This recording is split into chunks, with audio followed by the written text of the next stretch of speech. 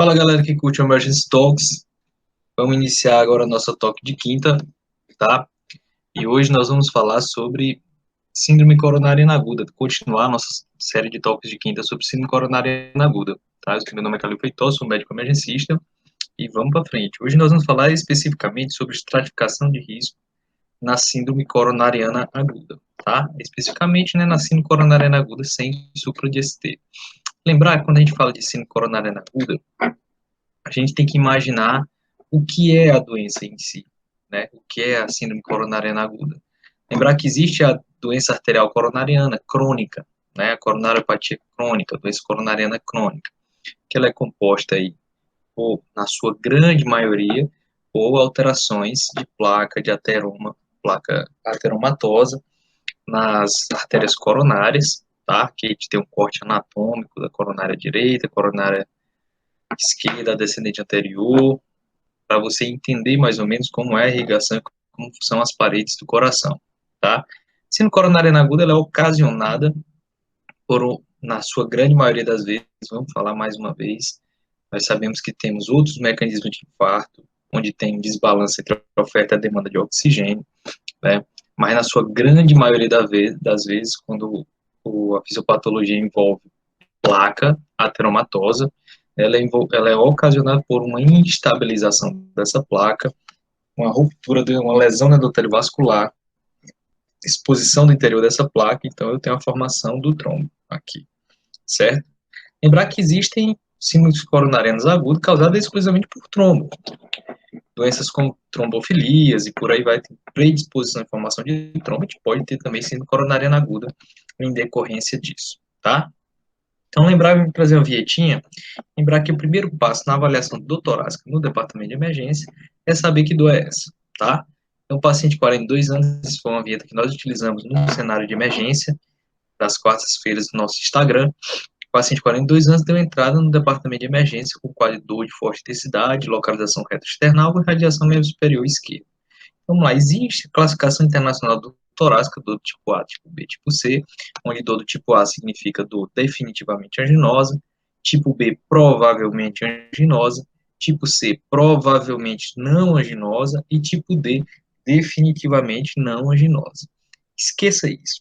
Na verdade, não é que esqueça isso, é que não utilize isso como lei, como regra universal, perdão. Não utilize isso como regra universal, né? Uma vez que nem todos os pacientes vão ser receita de bolo. E como eu costumo dizer, na emergência, principalmente, quanto mais você se aproxima de uma receita de bolo, mais você vai estar se aproximando do erro também, né? De cometer erros, é isso? Então, tome muito cuidado em se guiar apenas pela classificação internacional da dor torácica.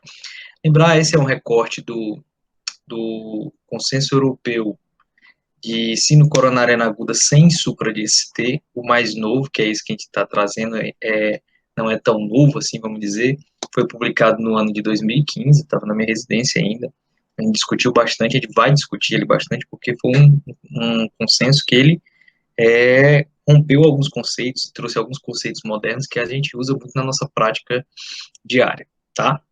Então, assim, ele traz esse quadro que eu gosto muito de trazer, com todas as causas de dor torácica, sejam elas de origem cardíaca, pulmonar, vascular, gastrointestinal, ortopédica, por aí vai, né? Então, assim, eu preciso, na minha avaliação inicial, entender que eu tenho uma gama de causas de dor torácica, que na sua grande maioria, às vezes, vai ser parecida. Por exemplo, síndrome coronariana aguda, com cardiomiopatia de Takotsubo, espasmo coronariano. Então, são doenças que serão parecidas, né? São apresentações parecidas.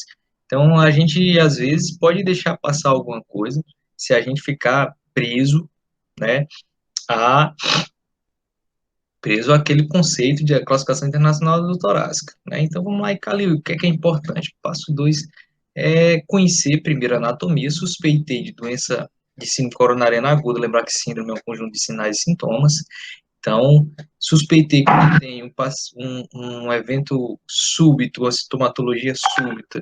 A gente sempre vai pensar em evento vascular, principalmente se eu tiver uma associação com baixo débito. Então, a gente vai pensar assim, doença coronariana se eu tiver um evento torácica de início súbito com baixo débito, a gente não pode descartar, tá? Então, passo 2 é classificar. Vou classificar em síndrome com supra ou síndrome sem supra. O eletro serve para isso.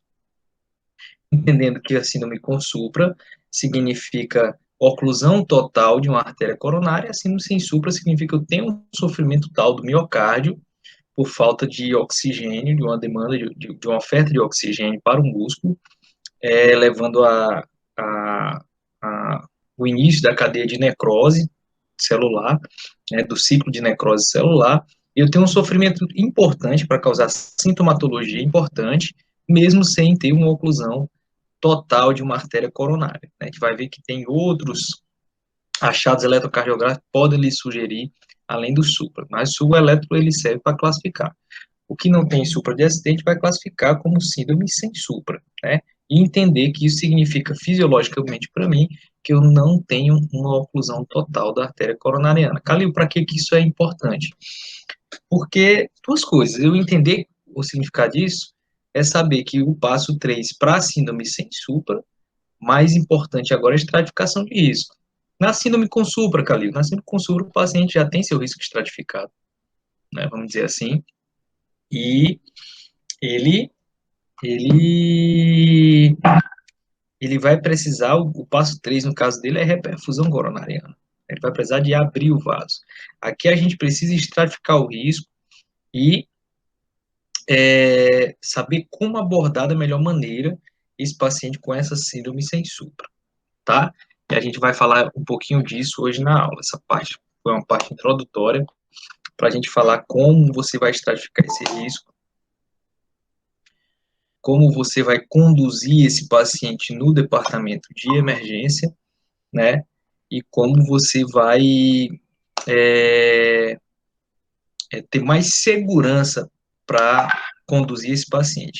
A palavra-chave é essa, segurança, tá? A gente estratifica o risco para ter segurança na abordagem do paciente no departamento de emergência, tá bom? Falando de estratificação de risco agora, e eu vou trazer aqui o consenso europeu, como eu falei, foi publicado em 2015, ele trouxe algumas mudanças de paradigma na abordagem da síndrome coronariana, e vou começar com esse quadrinho que ele traz, que ele tenta, vamos dizer assim, ele tenta simplificar a análise inicial, a abordagem inicial da dor torácica, né? Com três parâmetros: a apresentação clínica, ou seja, a síndrome, o achado eletrocardiográfico e o marcador de necrose miocárdica. Ah, cara, não tem enzimas cardíacas? Não, não tem enzimas cardíacas, não. Existe enzima cardíaca hoje em dia, que é a troponina. Nós não temos mais indicação formal nenhuma de solicitar para o paciente CKMB ou CPK. Lembrar que, assim, o diagnóstico laboratorial de infarto, de necrose miocárdica, vamos dizer assim, ao longo do tempo ele passou por alguns achados laboratoriais, né? Para vocês terem uma ideia, o primeiro achado era leucocitose, né, por conta da resposta inflamatória. Claro, um sinal bem mais tardio, né, mas assim já foi considerado um achado relevante para você pensar em infarto. Depois a gente teve CPK, depois as mioglobinas, TGP já foi envolvida nisso, né, e depois, mais recentemente, mioglobina com CKMB e troponina, e hoje a gente usa basicamente a troponina. É importante você conhecer o kit de troponina que tem disponível, né? Então, ele tenta simplificar esse quadro, mas eu não gosto tanto desse quadro, porque a síndrome coronariana aguda não é uma coisa simples, né? Esse próximo quadro eu acho legal, porque isso aqui causou um alvoroço em 2015, quando foi publicado, que ele, ele desenhou um algoritmo de rolling ou rollout desse paciente, baseado apenas na curva da troponina, tá? É isso mesmo, na curva da troponina ultrassensível, que, que tem na grande maioria dos hospitais hoje em dia. Né? E assim, muita gente no mundo todo fala assim, veja bem, rollout não é rollout de doença coronariana, de que a causa dessa vamos dizer assim, a dor torácica do paciente seja de origem coronariana, né? Então, assim, foi muito criticado, talvez foi a parte mais criticada desse consenso, foi esse algoritmo desenhado para decidir se o paciente entra ou sai do síndrome coronariano apenas com alteração de laboratório. Então, assim, e aquele paciente, até uma das críticas que foi realizada é assim, então acabou a angina instável, né, ou seja, só se positivar marcador, mas a verdade, se você for ver, os marcadores de necrose miocárdica evoluíram ao longo do tempo com uma sensibilidade muito alta. Se você for ver aqui, ó, todos esses três kits de troponina, eles são em nanogramas por litro, né? Então, assim, é uma diminuta partícula que você vai conseguir identificar, né? Uma diminuta partícula que você vai conseguir identificar e, então, assim, é muito difícil eu ter uma doença coronariana que não altere esse tipo de troponina, né? Por isso que ele diz que se eu tiver uma diferença de 1 hora, se esse for meu kit, eu tiver uma diferença de 1 hora, eu tiver ela semelhante, né? Se ela for semelhante, se ela diminuir ou se ela aumentar em menos de 20% de uma dosagem e outra, eu posso fazer rule out, né? Eu posso fazer rule out de doença coronariana como causa dessa dor torácica. Então, assim, trouxe para vocês, para a gente ligar, saber que existe na literatura algum embasamento para isso. Ainda do mesmo consenso, trazer o que é que a gente tem de bom nível de evidência e o que é que a gente deve levar para a nossa prática clínica diária, vamos dizer assim. Que ó, nível de evidência 1A, vejam bem, nível de evidência 1A, você embasar seu diagnóstico, tá? Com a estratificação de risco e de sangramento também, com a combinação de história clínica, sinais vitais, eletro e resultados laboratoriais, mais especificamente marcador de necrose miocárdica. Então, assim, para estratificar o risco, basicamente você vai trazer isso aqui, vai precisar disso aqui, nível de evidência 1A, tá? Calil, por que você está trazendo isso? Porque muita gente confunde estratificação de risco com estratégia de estratificação invasiva ou não invasiva da anatomia coronariana. Classificação de risco é uma coisa, estudo da anatomia, metodologia de estudo da anatomia coronariana é outra, né? Então, aí a gente está falando aqui de estratificar o risco para saber como eu vou fazer a estratificação da anatomia coronariana, para saber se ele tem coronariopatia, seja com teste ergométrico, angiotomo de coronária, ou cateterismo, que é a estratégia invasiva, a gente vai falar disso mais à frente. Então, para estratificar o risco, eu preciso de uma boa história, eletro e laboratório. Calil, mas tu falou que síndrome coronariana aguda, síndrome é um conjunto de sinais e sintomas. Sim, eu não estou falando para o diagnóstico de síndrome coronariana, estou falando para estratificar o risco da síndrome coronariana aguda sem supra de ST. Uma coisa que a gente gosta muito de comentar é essa questão aqui, ó, que entra com um bom nível de evidência também, que é sempre recomendado você seriar eletrocardiograma desse paciente e observar quais as mudanças que estão acontecendo. Às vezes a gente vê uma mudança bem sutil. O meu amigo Gilbert Mitchell gosta de falar muito em cenário de eletro, às vezes você tem só uma inversão de onda T, né? Uma inversão de onda T AVL, por exemplo, que depois vai suprar. Então, é de bom tom, é uma boa prática médica sempre você serir eletro desse paciente, observar as mínimas alterações. Aqui é o que a gente já sabe que é recomendado nos primeiros 10 minutos, até a chegada do paciente no hospital, até o primeiro contato médico, você fazer um eletrocardiograma de 12 derivações, sempre com um bom nível de evidência, tá? Então, vamos lá. Recomendado troponina de alta sensibilidade, com resultado em menos de 1 hora, tá? E que você tenha no seu serviço um protocolo rápido de descarte, de rollout, em até 3 horas, com troponina de alta sensibilidade. Então, assim, como ele falou lá no início, você vai usar para estratificar o risco de história clínica, eletro e troponina. Nada mais do que isso, tá? Claro, sempre entendendo que existem várias causas de troponina aumentada. Por isso que é bom você seriar a troponina mesmo quando ela dá aumentada, principalmente se você estiver diante de uma dessas causas. Crise hipertensiva, insuficiência cardíaca aguda, insuficiência renal, tudo isso pode aumentar o valor sérico de troponina e atrapalhar a sua interpretação. Por isso que é importante que você consiga interpretar isso dentro de um contexto, tá? Então, falando basicamente de como fazer para estratificar o risco, existem alguns scores que podem lhe auxiliar na estratificação de risco desse paciente. E a gente recomenda de forma muito forte que você utilize esses scores. Vamos falar de três, basicamente, que é o GRACE Score, o time Risk e mais à frente o que eu vou falar, o que eu uso na minha prática do dia a dia e vou explicar o porquê disso. Toda vez que você vai aplicar um score de estratificação de risco, você tem que entender para que ele foi desenhado. Essa figurinha aqui também é do consenso europeu que a gente apresentou, tá? E o GRACE, ele é um score que você pode classificar em 3 níveis, né? Baixo risco, risco intermediário ou o alto risco, tá? E ele foi desenhado para quê? Para prever duas coisas, tá?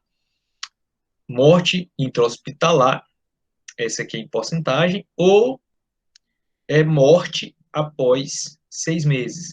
Então, é um score que prevê mortalidade, tá? É um score que prevê mortalidade. Assim como o time RISC, vamos falar já dele aqui. Então, ele prevê mortalidade, tá? Esse score. Ou seja, o paciente de baixo risco, ele tem menos de 1% de mortalidade intra-hospitalar e menos de 3% de morrer em até 6 meses, né? Então, o próprio consenso recomenda, já fala mais à frente, paciente de baixo risco, você fazer investigação ambulatorial, tá? Não é o score de risco que eu utilizo, o GRACE, tá? É o score que esse consenso recomenda, de 2015, mas não é o que eu utilizo. Vamos falar do time RISC, tá? Esse aqui é um artigo que foi publicado pela Revista Brasileira de Cardiologia, que ele compara o valor prognóstico do GRACE versus o time RISC. E assim, já o time RISC, ele avalia óbito e infarto ou sintomas de maior, sintomas refratários, vamos dizer assim. Mas o principal, foram desenhados para avaliar óbito e infarto em 6 meses. Você vê que a sensibilidade do GRACE, ele é melhor do que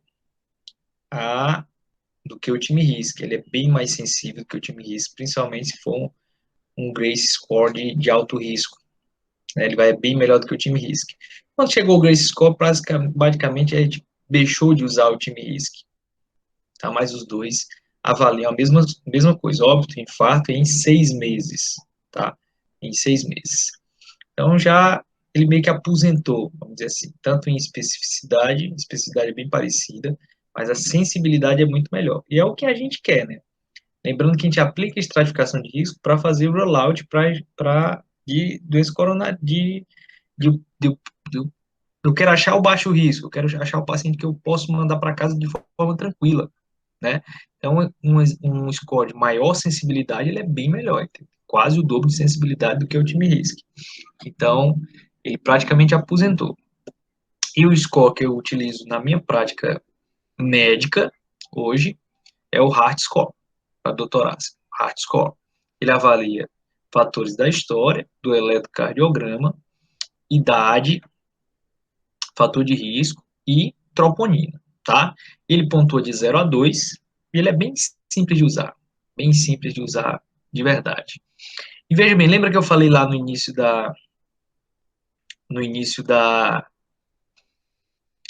dessa aula sobre dor torácica, tipo A, tipo B, tipo C, tipo D, ele divide em alta suspeição, suspeição moderada e baixa suspeição, fraca suspeição. Então, assim, tem muito mais sentido que você classificar como definitivamente aginosa, provavelmente aginosa, e por aí vai. Alta suspeição, suspeição moderada e fraca suspeição. Você já deve ter percebido que eu gosto muito dos scores em 3 níveis, né? Então, eu gosto muito disso aqui, certo? Calil, mas por que que você prefere esse score para utilizar hoje? Por conta disso aqui. Ele foi desenhado para observar eventos adversos em 6 semanas, certo? 6 semanas. Então, ele ajuda muito na minha prática diária. Em vez de 6 meses, ele foi desenhado para 6 semanas. Então, é muito interessante eu usar isso aí e falar para o meu paciente, olha, você tem 1 mês e meio, eu posso lhe mandar para casa que sua chance de no mês e meio ter algum evento adverso cardiovascular é de 2,5%, né? Então, você entender como, para que o score foi desenhado é muito bom, é muito relevante até para sua, vamos dizer assim, negociação e decisão em conjunto com o paciente. Então, o score vai de 0 a 10, né, pontuando no máximo 2 em cada um dos 5 itens do HEART. Então, de 0 a 3 é considerado baixo risco, ele tem 2,5% de chance de ter um evento adverso em 6 semanas. 4 a 6 é considerado risco moderado, ele tem 20% já de chance de ter um evento adverso em 6 semanas. E de 7 a 10, ele é alto risco.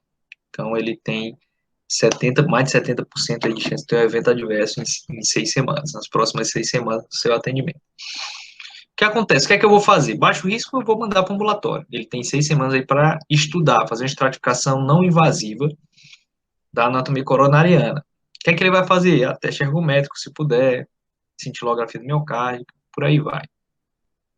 O risco moderado, ele deve internar, ele deve permanecer em observação de preferência em unidade torácica, que ele já tem um risco mais elevado, mas ele não precisa fazer estratificação invasiva. A gente orienta que ele faça estratificação não invasiva da anatomia coronariana. Com o quê? Angiotomo de coronária é um bom método de alta sensibilidade para isso, mas a gente tem eco de estresse e cintilografia miocárdica também como opção para fazer, tá? E o de alto risco, ele vai precisar de uma estratégia invasiva, ou seja, cateterismo cardíaco para esse paciente. Quando que eu vou fazer cateterismo cardíaco? Foi outra coisa que ele mudou bastante, que faz muito sentido, tá? O que acontece? O consenso brasileiro, atualmente, ainda, de síndrome coronariana sem supra, ele coloca todo mundo no mesmo balaio, vamos dizer assim. Síndrome sem supra, alto risco, ele tem que fazer cateterismo em até 24 horas, certo? Moderado interna e baixo risco vai para casa. Assim, alto risco é até 24 horas. Aqui, ele dividiu mais, assim, vamos dizer assim, ele dividiu o alto risco, tá? Ele dividiu em risco intermediário. O que é o risco intermediário? Ele pode ser risco intermediário ou baixo, aquele paciente que eu vou internar e vou fazer estratégia invasiva até 72 horas. Ele dividiu em baixo risco, que aí vai fazer manobras não invasivas, né? Risco alto e o risco muito alto. Ou seja, ele pegou todo mundo que ia fazer estratégia invasiva, ou seja, o alto risco, e dividiu em 3 classes. Vamos dizer as 3 classes. E realmente faz sentido, vocês vão observar isso aí. Quem é que é o risco muito alto para ele? Que ele vai, vamos dizer assim, ele precisa fazer CAT de emergência, tá? É aquele paciente que tem, vejam bem, tomem nota aí, tá? Você que está vendo nossa aula. Paciente que tem instabilidade hemodinâmica ou elétrica, tá? Esse paciente, ele vai o CAT em até 2 horas, tá? Alto risco, que você vai fazer em até 24 horas, é aquele paciente que tem uma alteração eletrocardiográfica importante. Por exemplo, Calil, um eletrodisquemia sequencial, que não é, que tem um supra de AVR D1 com infremar de 7 derivações, né, que não é classificado, apesar de ter supra, mas não são derivações contínuas com supra.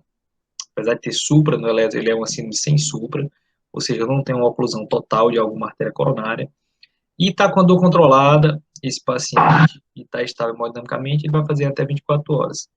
Veja como é relevante você dividir esses grupos, que eu não posso botar no mesmo balaio um paciente que está com estabilidade hemodinâmica e um paciente que está que está estável hemodinamicamente, paciente que apresentou uma TV, uma taquicardia ventricular, e um paciente que não apresentou. Eu não posso colocar no mesmo balaio. Então, isso foi grande ganho desse consenso para a nossa prática médica, e a gente meio que já fazia isso intuitivamente, a gente tem um embasamento da literatura relevante para fazer isso agora, né? E quem é que vai fazer em até 72 horas é aquele paciente que não tem um elétron alterado, na verdade, ou então até mesmo um elétron normal, mas foi alto risco por ganhar pontos. É uma alta suspeição, uma dor de alta suspeição, se você olhar para o score já pontua 2, positivo a troponina, pontua mais 2, e tem fator de risco, pontua mais 2, tá? Então, a idade, pontuou 2 na idade, então ele já vai ser considerado alto risco, esse paciente, né? Então, esse pode ir em até 72 horas. O que realmente também já ajudou demais, a gente sabe, principalmente no serviço público, às vezes a gente tem sobrecarga, né, das salas de hemodinâmica, não é uma realidade aqui do Ceará, mas pode ser uma realidade de muitos locais. A gente sabe que não é a realidade nacional você fazer angioplastia primária, é exceção, os pacientes com infarto com supra fazem angioplastia primária, ou disponibilidade de sala de hemodinâmica, tá? A realidade é você fazer trombólise e depois angioplastia de resgate, e nas síndromes sem supra, os pacientes esperam realmente bastante para fazer estratificação invasiva, então, e você tem aí, nesse paciente que está mais tranquilo, vamos dizer assim, você tem até 72 horas para estudar a anatomia coronariana desse paciente. Vejam bem, não é 72 horas para esperar para tratar. A gente falou no nosso episódio do Emergency Talk sobre tratamento, sobre terapia medicamentosa da síndrome coronariana aguda. Não vou esperar 72 horas para começar a tratar. Eu já vou estar tratando esse paciente. Com dupla antiagregação, com anticoagulação, inibidor de ECA. Aqui eu já posso estar fazendo beta-bloqueador para esse paciente. Estatina, tá? Drogas que alteram a mortalidade, controlando a dor com nitrato e por aí vai. Tá bom? É 72 horas para estratificação invasiva desse paciente. Aqui a gente dá um zoom para mostrar bem melhor para vocês como essa é a parte, vamos dizer assim, crucial desse algoritmo do consenso da Sociedade Brasileira de Cardiologia.